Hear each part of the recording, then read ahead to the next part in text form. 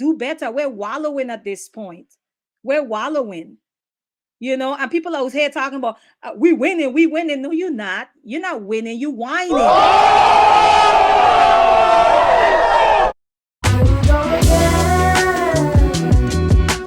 Critically drinking, stay thirsty, my friends.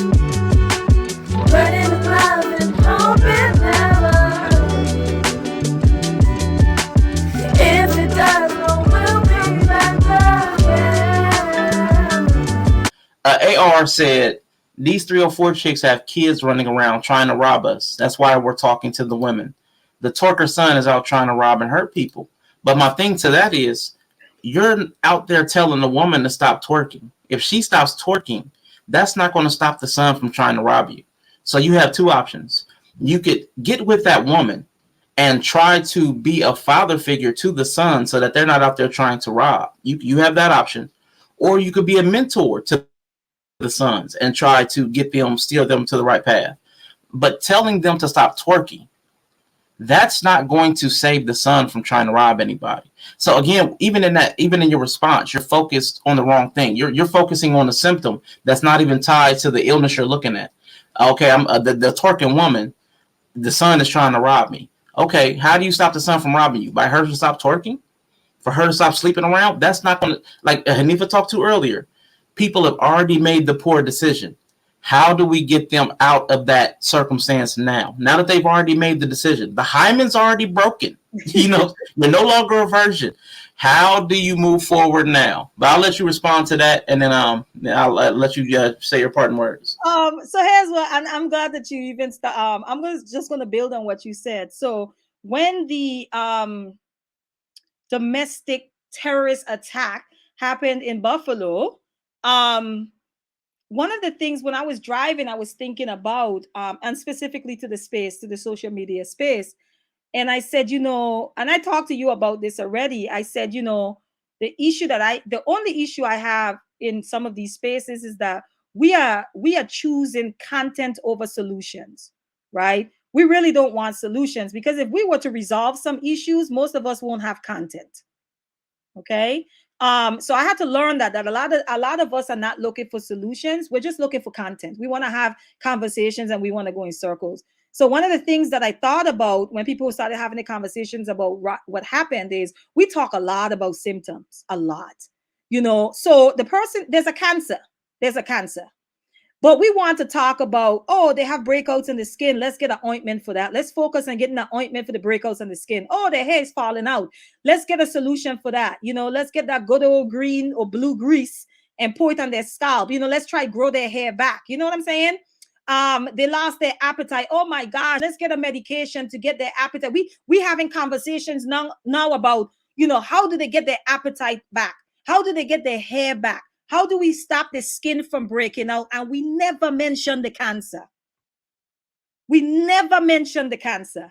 The cancer is what's causing all of the symptoms that we are discussing. But we don't want to talk about how do we annihilate the cancer? How do we get rid of the cancer?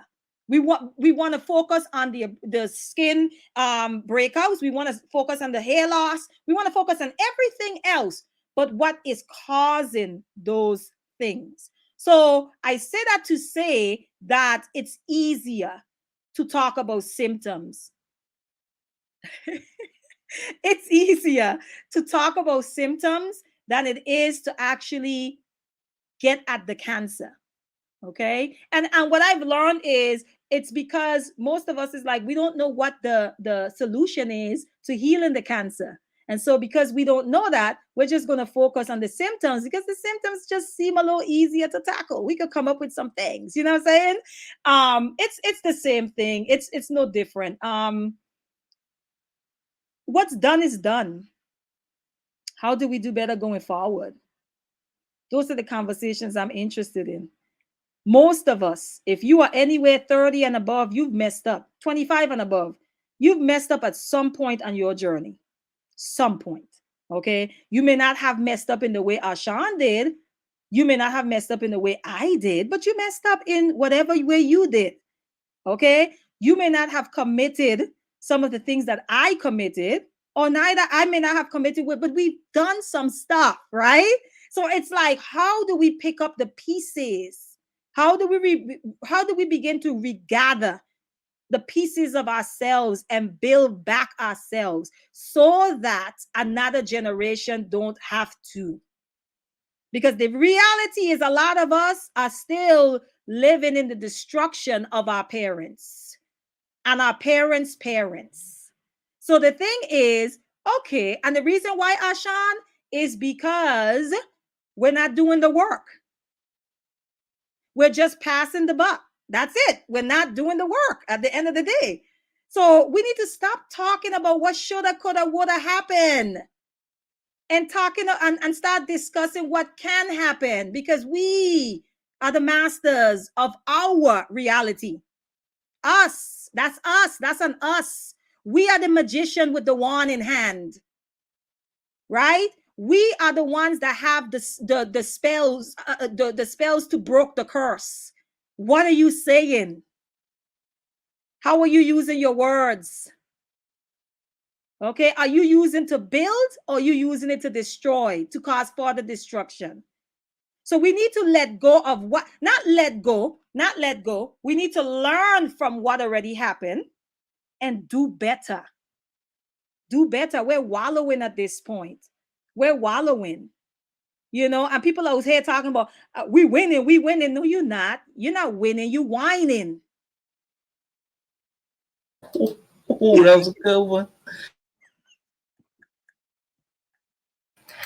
Ooh, you're not winning, you whining. Oh, That's all I got, Ashan.